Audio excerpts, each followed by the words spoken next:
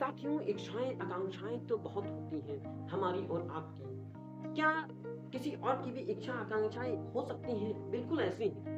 साथियों, आज मैं एक ऐसा व्यंग लेके आया हूं जो कि बहुत ही हास्यास्पद है। बहुत ही आज मजा आने वाला है इस वीडियो में, इसलिए चैनल को लाइक सब्सक्राइब शेयर अवश्य करें। साथियों, मैं हूं कवि कुमार प्रिंस रस्तोगी, लखनऊ उत्तर प्रदेश से, और आप हैं रचनात्मक हिंदी सबसे अलग पर। साथियों, आज एक मैं ऐसा व्यंग लेके आया हूं, जैसा कि आपने सुना, मैं व्यंग जो लाया हूं जिसका शीर्षक है साथियों जूते की अभिलाषा।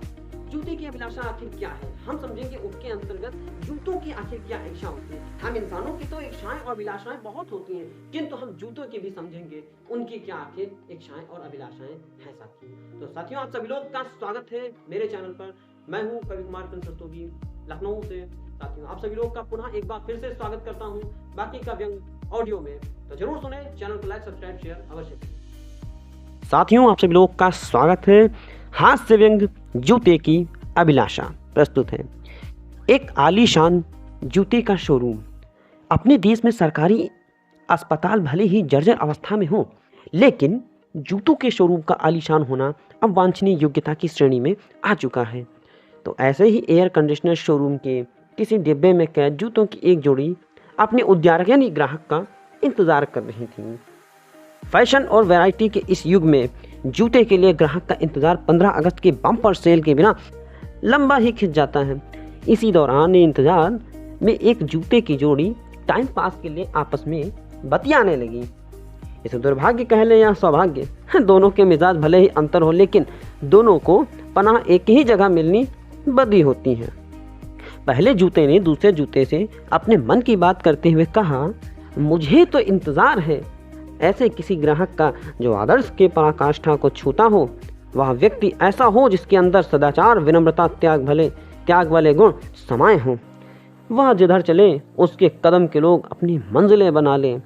उसके लाखों समर्थक हों, उसके कदमों में सिर झुकाते हों। जो वह जहाँ कदम रख दे तीर्थ स्थान की तरह पूजा जाने लगे। उसके चरण रज लोग अपनी किसी अमानत की तरह सहेज कर रख लें।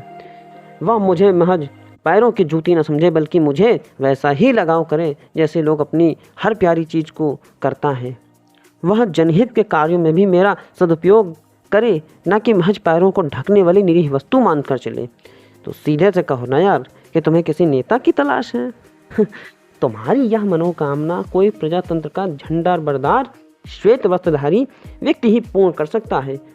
दूसरे जूते ने आत्मविश्वास के साथ उसके आदर्श का परिचय यथार्थ से करवा दिया। उसके इस कटु सत्य से आत्मसात करने का पहला जूते के पास कतई विकल्प नहीं था। उसका मुंह बनाते हुए कहा, क्या इस दुनिया में मेरी अभिलाषा पूरी करने वाले अन्य प्राणी नहीं रह गए हैं?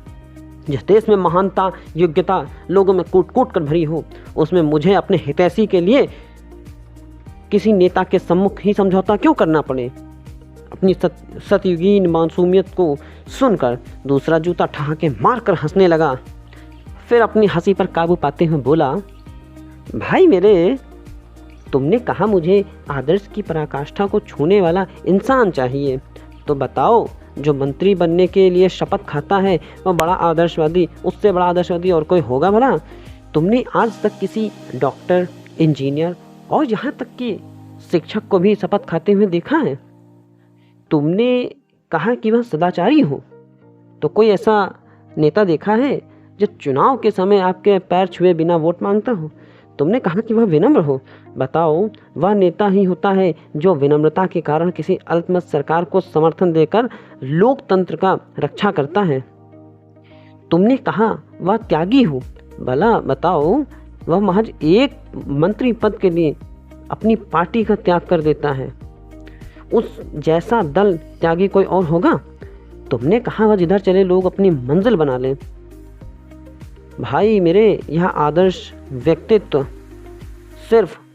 सिर्फ एक ही के अंदर होता है, वो भी नेता के अंदर। लगता है तुम्हें अपनी रैलियों में होने वाली भीड़ अब तक नहीं देखी उसकी रैली में।